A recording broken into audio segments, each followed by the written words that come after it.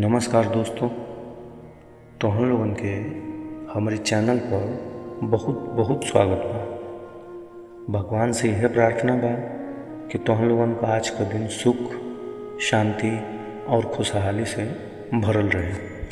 दोस्तों, सनातन धर्म में कौनो शुभ काम करे से पहले पंचांग देखल को बहुत पुरान परंपरा चलल रहल बा। काहे कि पंचांग खाली तारीख ना बतावेला, बल्कि शुभ अशुभ समय, ग्रह नक्षत्र की चाल और दिन के आध्यात्मिक ऊर्जा के बारे में भी जानकारी देवेला। यही से आज के ये वीडियो में हमन का जाने के 23 मई 2026 शनिवार को पूरा पंचांग दिल्ली के हिसाब से ये वीडियो में आज का तिथि, नक्षत्र, योग, करण, राहु काल, शुभ मुहूर्त, चौघड़िया और इस सब राशियन पर आज के सामान्य प्रभाव के बारे में जानेंगे। तो वीडियो के आखिर तक जरूर बनल रही। सबसे पहले आज के सुविचार। भगवान पर भरोसा रखे वाला इंसान कभी अकेला ना होला।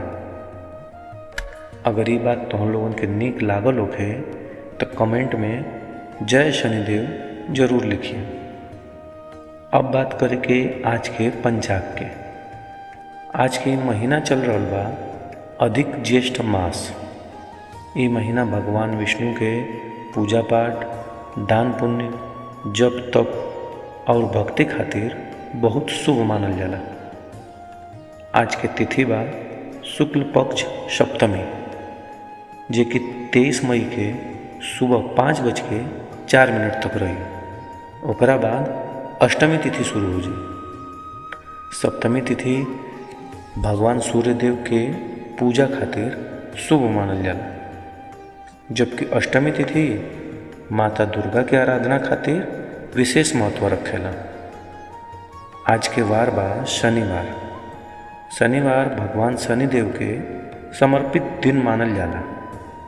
आज के दिन शनिदेव के पूजा करे से बाधा कम होके के मान्यता बा।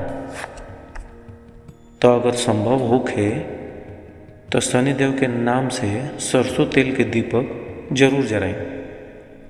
अब बात करेंगे आज के नक्षत्र के। आज के नक्षत्र बा मघा नक्षत्र, जीवन की 24 मई रात 2:09 तक रही। मघा नक्षत्र मान सम्मान, प्रतिष्ठा और पितृकृपा के प्रतीक मानल जाला। आज के योग बा हर्षण योग।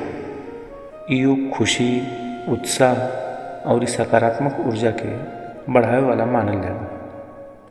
आज के पहला करण रही विष्टिकरण यानी भद्रा, और ओकरा बाद बव करण शुरू हुई। अब बात करें कि सूर्योदय और सूर्यास्त के। आज सूरज उगी 23 मई के सुबह 5:26 पर और सूर्यास्त हुई 23 मई के सांझ 7:09 पर।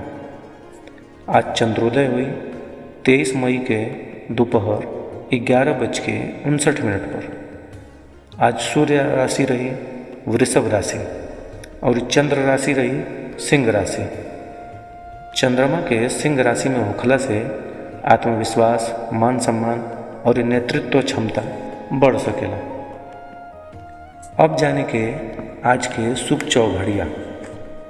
लाभ समय रही 23 मई के सुबह 10:35 से लेके 12:18 तक। अमृत समय रही 23 मई के दोपहर 12:18 से 2:01 तक। शुभ समय रही 23 मई के सांझ 5:26 से 7:09 तक। दोबारा ध्यान से सुनिए लोगों। शुभ समय रही 23 मई के सांझ 5:26 से 7:09 तक। अगर तो हम लोगों नया काम, खरीदारी, निवेश या कोनो जरूरी फैसला करे के सोचत बाड़ा तो इस समय शुभ मानल जा सकेला। अब बात करें कि रात के चौघड़िया के। चर समय रही 23 मई के सांझ 7:09 से 8:26 तक। लाभ समय रही 23 मई के रात 11:01 से 24 मई के रात 12:18 तक। शुभ समय रही 24 मई के रात 1:35 से 2:52 तक। अमृत समय रही 24 मई के रात 2:52 से 4:09 तक। अब जाने के आज के खास शुभ मुहूर्त के बारे में। आज के ब्रह्म मुहूर्त रही 23 मई के सुबह 3:50 से 4:38 तक। इस समय पूजा पाठ, ध्यान, जप, साधना और पढ़ाई खातिर सबसे बढ़िया मानल जाला।